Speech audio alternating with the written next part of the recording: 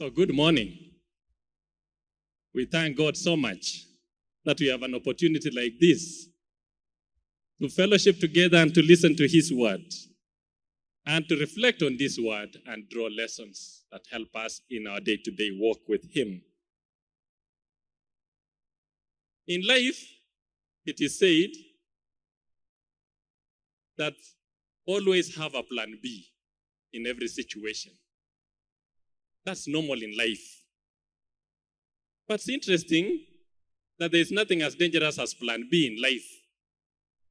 Because plan B kills our commitment to plan A. And that's the danger with it. People who have plan Bs will always not give their very best in their performances because they know, after all, if this one cooks, I have an alternative. Plan B kills our commitment to family. Because you say, if you stress me here, I will turn to the other option. Kills commitment to plan A. Plan B kills careers because there's an alternative. Plan B even kills friendship and relationships. You hear somebody saying, 1 year in oxygen supplier. When you hear that, you know he has plan B or she has plan B. But in today's passage, we encounter a passage that reminds us that in our serving the Lord, in pleasing God in every way, we don't have plan B. That's the only plan that we have, pleasing God in every way. The Westminster Confession of Faith states that man's chief end is to glorify God and to enjoy Him forever. That is pleasing Him in every way. No plan B. Jesus in Matthew chapter 6 verse 24 says these words, that you cannot serve God and mammon. He also goes further in Luke chapter 16 verse 13 that you cannot serve two masters. You will love one, you will hate the other. In other words, no plan B. Stick to the only plan, and that is pleasing God in every way. Allow me to tell you a story of a Spanish explorer called Hernando Cortez, who sailed to Mexico in February 19th, 1519. February 19 of 1519. And he went with the troops, going to find space in Mexico. And in his entourage, he had 11 ships. He had 13 horses. He had 110 sailors and had 553 soldiers. Upon landing in Mexico, to his surprise, the indigenous population that was there, that he wants to conquer, were actually approximately 5 million people. And from a mathematical standpoint, that was an uphill task. It was clearly not working for him. It meant that for every soldier in his troop, he had to deal with 7,541 natives if they were to win. And under Cortez, noticing that this will be an uphill task, he made a quick decision and a radical one. And he ordered his soldiers to burn all the 11 ships. He said, please burn all the ships. And as the ships were burning and sinking one by one, it was dawning on every soldier clearly that there is no option. There is no plan B. Plan B is sinking. So we must fight if we are to survive. And against all odds, he conquered much of South American continent. Commitment. Mark Peterson wrote a book that is entitled Fox's Book of Martyrs. And this is what he says in one of the quotes that is found in the book. That 9 times out of 10, failure is resorting to plan B. When plan A gets too risky or too costly, or too difficult. That is why people are leaving their plan B. They didn't burn the ships. Plan A people don't have plan B. It is plan A or bust. They would rather crash and burn going after what God has told them than succeed in anything else. Let's get to our today's passage. And to get to our today's passage, we have to step back a little to chapter 18 of 1 Kings. And in chapter 18, we have a great experience that Elijah had a confrontation with the worshippers of Baal. And he called them for a contest. And he told them, let us sacrifice bulls, one for Baal in his altar and another one for Yahweh in the other altar. And then put everything ready, but there is no fire to burn the sacrifice. We are now going to pray, and whoever answers, whichever God answers by fire that consumes the sacrifice, that is the God we will worship. And chapter 18 ends on a very positive note for Elijah. Elijah went to bed that day a very happy man, having taught the Baal worshippers great lessons. On top of the great lesson, he also ordered their killing. Chapter 19, things turn. We always say it was a mountaintop experience. Chapter 19 now begins the valleys. And in chapter 19, Ahab goes to his wife Jezebel and tells him, you know what? We had a contest today and things did not turn on our side. Yahweh showed himself that he is the real God, the God of Elijah. And now we have no more prophets of Baal in this land. All of them have been killed. And the man who ordered their killing is Elijah. And in chapter 19, verse 2, this is what Jezebel said. Of course, you know Jezebel. Jezebel had no justice, stomach for justice, and mercy was in her dustbin already. And this is what she says in verse 2 of chapter 19.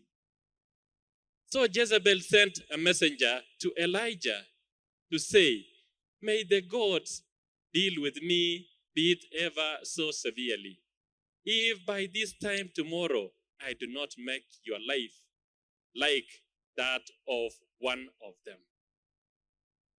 Sent a clear message to Elijah that I will kill you. Tomorrow, by this hour, your head will be in my paper bag. And what happens? Elijah, out of fear, runs away. He hides. And he starts complaining to the Lord. In chapter 19, from verse 9 onwards, he starts complaining to the Lord. He says, God, now it is you who has put me through this situation. Now kill me rather than have Jezebel kill me. And God's response to Elijah was straight and firm. Because Elijah said to God, you know I'm the only one surviving in this land. Every other fellow is gone. All of them, these ones, all of them are bowed down to Baal. All these are Baal worshippers. I'm the only one who is worshiping you. Now kill me rather than have these ones kill me. And God responded to Elijah so firmly. Said there are 7,000 others who have not bowed their knees to Baal. And immediately, God tells Elijah, now go anoint Elisha. Go anoint Jehu. Go anoint Elisha for the work that is ahead of them. A gentle reminder that in our service to the Lord, don't try this at home. Don't say that it is only me who is serving. The Lord always has his people actively serving. If I say today I'm not going to preach in this church, I'm the only one who preaches in this church, I am cooked. It is by the grace of God that we have the opportunity to serve. And serving him, we must serve and please him in every way. And so Elijah goes to the assignment that God has given to him. And that is where we find now the passage that we read. Elijah goes and anoints Elisha. Elisha was not a preacher. He was not a prophet, was not a prophet's son. He was a farmer, and he was doing typically what farmers do, being busy in the farm, working very, very hard. Interestingly enough, he was driving the 12th pair of oxen. Though he had 11 other pairs, he was driving the 12th one. A gentle reminder that we have to work. Even if God has blessed us with resources, we still have to work. He was keeping himself busy in the farm, minding his own business, doing what he does best, farming. And suddenly, a hairy man appears to him and throws his cloak around him in verse 19. The cloak was made of animal hair. And everybody knew Elijah. Everybody knew Elijah. His garment was a garment of distinction.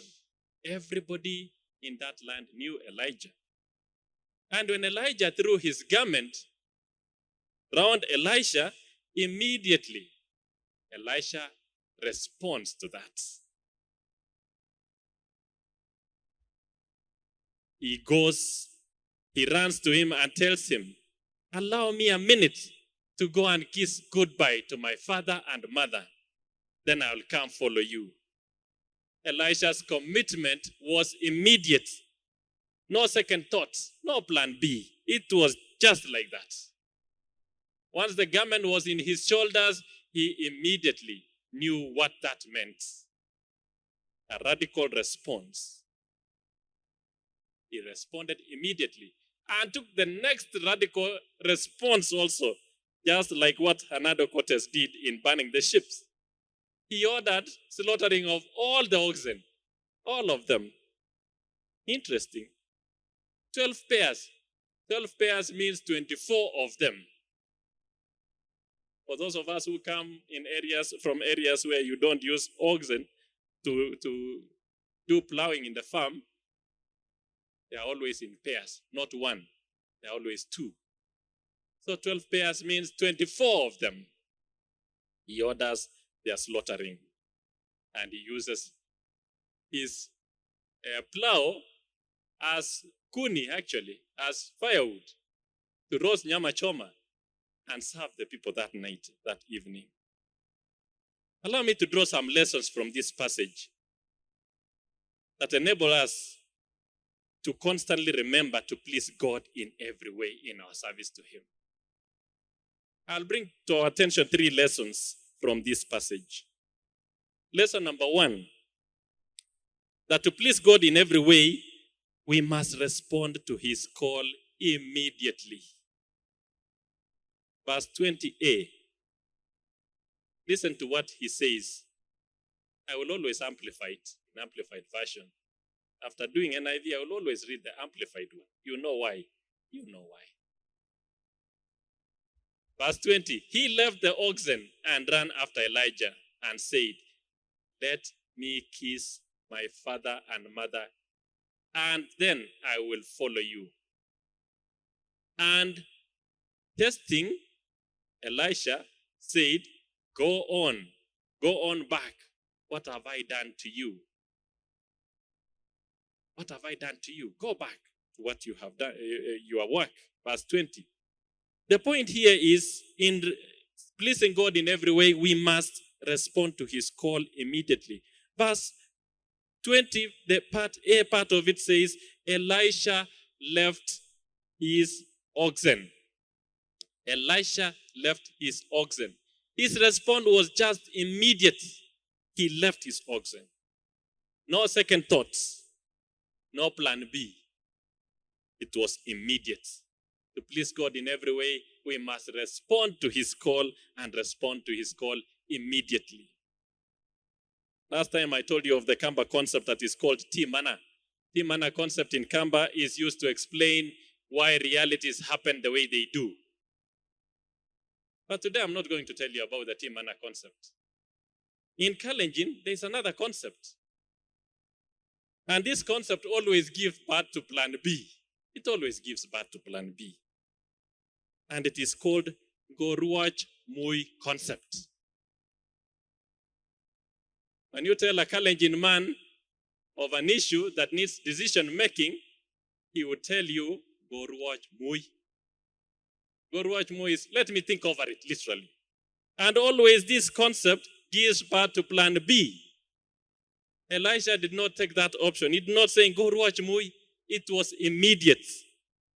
In fact, among the Gikuyu community, there is a concept that is called Ti Omode concept. Ti Omode is not today. And that is postponing decision. Not today.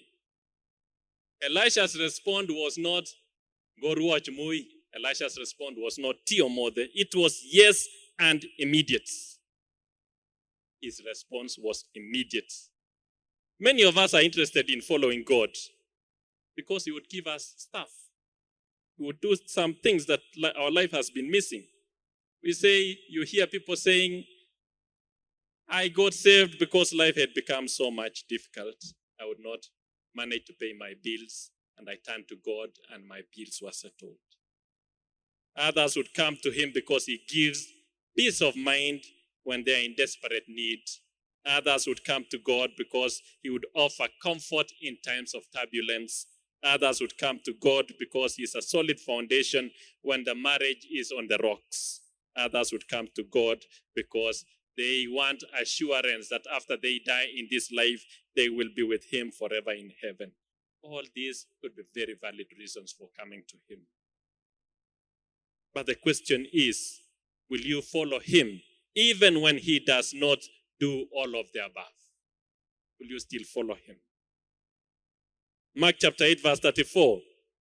And calling the crowd to Him with His disciples, He said to them, if anyone would come to me, after me, let him deny himself and take up his cross and follow Him and follow me. We don't come to God to get services that He offers to us. We come to Him because He is at the center of our lives. Notice the following about Elisha. Elisha was not a hustler. He was not a hustler. He had stuff to go around. Verse 19, he had 24 oxen, 12 pairs. He also had servants. You will notice that to drive a pair of oxen, you will need 2 people to do it. Another one that directs the oxen, and the other one that directs the plow. So basic calculation minus him, he must have been having 23 servants in the shamba that day. In fact, he lived in a place that was called Abel Meholah. Abel Meholah is translated the dancing meadows. Does that sound a place where hustlers live? It was a leafy suburb. It was the place where the who is who in the society lives. The only leafy suburb I know is called Dumboine. Because a friend of mine told me I live in the leafy suburb. When I visited his home, it was in Dumboine. And I told him, is this the leafy suburb you're talking about? And he says, yes, we have fresh leaves, sukuma leaves from the farm every day. Abel Meholah was the leafy suburb. In fact, that place was the breadbasket of Israel.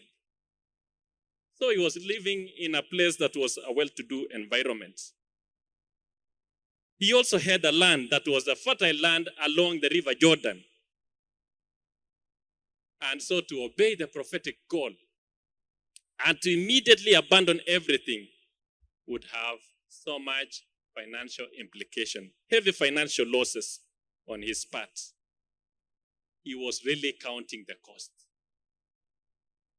And he took that step.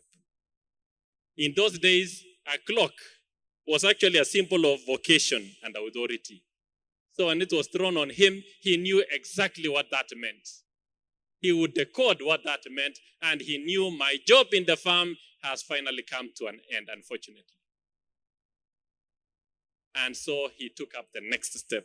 That is why he said, let me go and kiss my father and mother goodbye. Why? It was a typical practice of the time that when you are called to responsibility and assignments of service to the Lord, you had to be committed to Him. In the Jewish Talmud, where you have the Mishnah and Gemara, that gives the orders of how people organize their lives, one aspect of their lives was for those who had been called to study to be rabbis, rabbinic school, you had to say goodbye to your parents. You had to say goodbye to your family. In fact, in the rabbinic school, there were two rabbinic schools, Hillel school and Shammai school, where you would go to find senior professors of the time, Kina Gamaliel. To join in, you had to go armed with a recommendation letter from your wife that says, I have released you to go and study in rabbinic school so that you become a rabbi. Why was that important? Because a rabbi had no place to call home. You are always out serving the people. And that could be the reason why Elisha tells Elijah, allow me a minute to go and kiss my father and mother goodbye. Because already now there is no more home. My job has changed, my duty, vocation has changed. Jesus says, birds have nests, foxes have holes, but the Son of Man has nowhere to lay his head. Because he was called to service, and so he was out to serve people. Elijah responded to that call immediately. And that is the reason why he was saying, let me go and kiss my father and mother goodbye. And that is also the reason why he had his oxen slaughtered. Because there was no turning back. He was going. No more home. Serving God, pleasing him in every way, calls for immediate response to his call. The question is, have you heeded his call? Jesus constantly says, come to the waters. I know you are thirsty. Have you heeded to that call?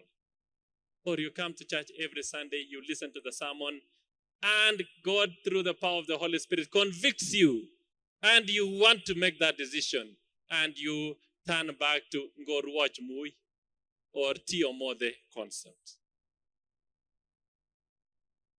Responding to him calls for immediate response. To please him, we must respond to his call immediately. Immediately, I mean, if the word touches you, you don't need to wait for the sermon to end. You just walk in front. You say, I need this Christ. I need a relationship with him. Lesson number 2, pleasing him in every way. Pleasing him in every way calls for total sacrifice, surrender, and service to him. Verse 20 and 21. Calls for total sacrifice, surrender, and service to him. Elisha, in this passage, verse 20 and 21, kills all the 24 oxen and uses it to feed the poor and the members of the community. Jesus told the rich young ruler in Matthew chapter 19, verse 21, that if you want to follow me, go sell all you've got, give it to the poor, and follow me. And you know what happened. Because he had so much. It calls for total sacrifice, surrender, and service to him. Elijah slaughters all the 24 oxen. And these were real oxen. These were real oxen. Real one. Not some weak, skinny, bony, and horny animals. These were real oxen. History narrates that one ox would typically feed a family of 5 for 1.5 years. Those were not skinny, bony animals. Those were real oxen. You know, cousins to the elephants, you know. Real one. And he slaughters all of them. Having 24 oxen, all of them for dinner, one dinner, that was a great celebration. That was a great feast. I think people are going home with enough nyama choma in their pockets. A whole bone in the pocket, chewing as you go home.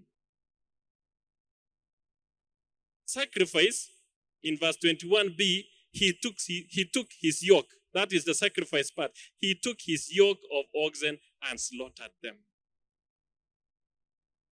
The point is, what was the foundation, his delight, his source of treasure, was now food for others. It was gone. He sacrificed everything. You remember what happened to Peter after Jesus was crucified and died and buried, and the disciples were torn in between. Now, what will be the next step? Peter says, you know what, guys? I still have my fishing net in my house. I go fishing. He had plan B. Elisha did not have plan B. He slaughtered all of them and served it for dinner. Sacrifice. Surrender. Verse 21c. He burned the plowing equipment. Burning the plowing equipment was actually like handing over resignation from his job. He's saying, from farming, I resign. No more farming. He literally cooked his old ways and had it for dinner. There was no plan B. The plan that was available was just pleasing him in every way. Dietrich Bonhoeffer, a theologian, said, when Christ calls a man, he bids him come and die. And according to Fox's book of Martyrs, we find the people who are following Christ who paid the ultimate sacrifice on lives. In AD 44, Herod the Great had Apostle James thrashed through with a sword, and he was the first martyr. No turning back, total sacrifice, surrender, and service. Luke, who wrote the third gospel in the New Testament, was hung by the neck from an olive tree in Greece. Total sacrifice. No turning back. The doubting Thomas was pierced with a pine spear and tortured with red-hot plates and burned alive in India. Total sacrifice. Service to him. In AD 54, Proconsul of Hierapolis had Philip tortured and crucified because his wife had converted to Christianity while listening to Philip preach. These are cases of total surrender to Christ. To please him in every way, we must totally surrender to him. And service, verse 21d, he set out to follow Elijah and became his attendant. He went from being the top guy, the man who lived in Abel Meholah, the man who had workers employed, the man who had the best farm in the Jordan River. He left everything. And now he was a servant to Elijah. And history narrates that he actually became a servant for 18 years. When you read in 2 Kings chapter 2, verse 8 to 14, he became his servant for 18 years before Elijah was taken. And 18 years of service and no pay. That was real sacrifice and service. Whenever God called men in the Bible, he almost always took them through the same process of humbling them. Think of David and King Saul. Think of Moses looking after the sheep. Service. When God calls men and God calls people, three words will always characterize their lives.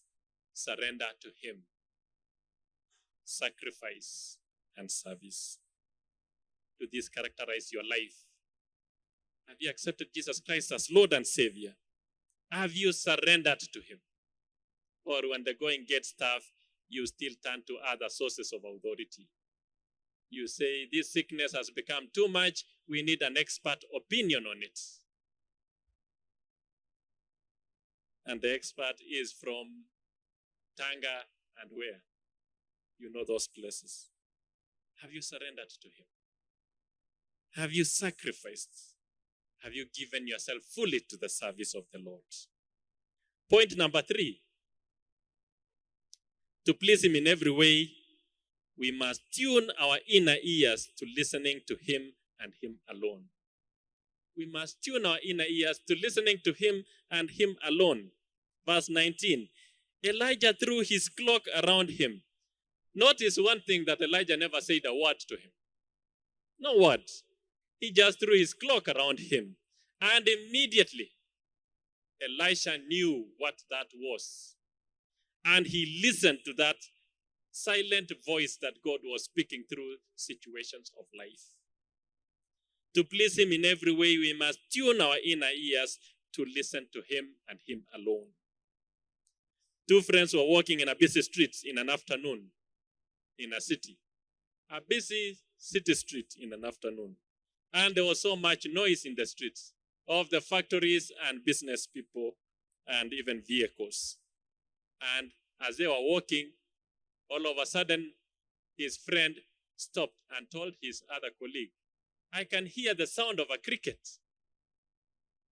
And his friend told him, how are you out of your senses? How can you hear a cricket in such a noisy street?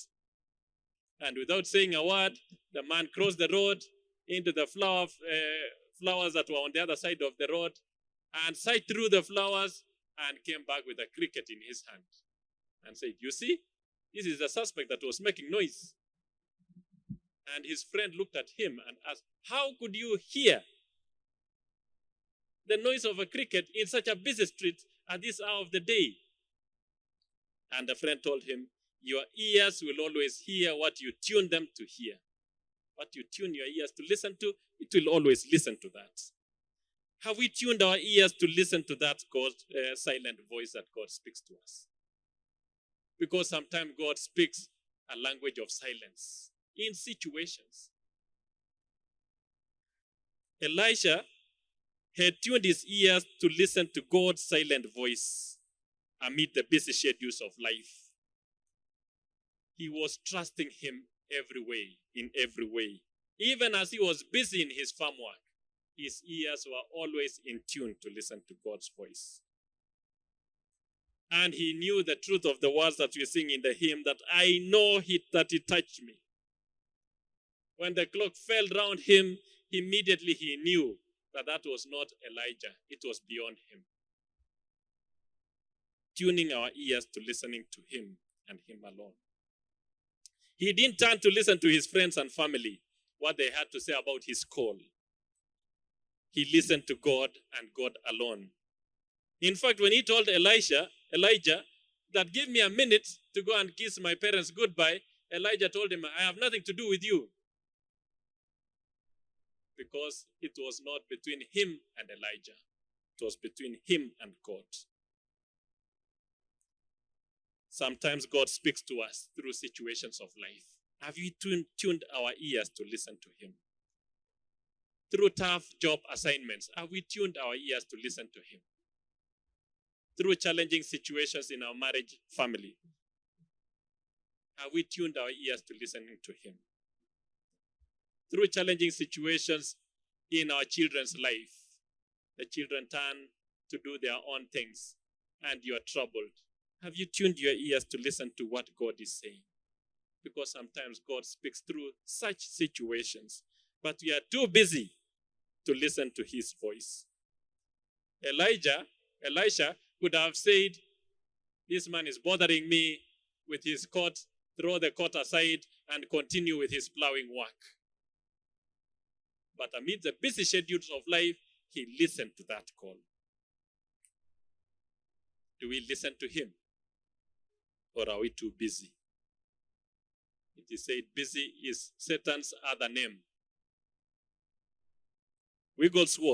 Smith Wigglesworth, a British evangelist who was very influential in the early Pentecostalism, said, if you find me seated 15 minutes, not evangelizing, not reading the word, not praying, know that I am dead. Are we listening to his voice as he speaks to us? Have we tuned our ears to listen to his call? May the Lord bless us. Let us stand as we make this affirmation of the Holy Word ever true, changing me and changing you.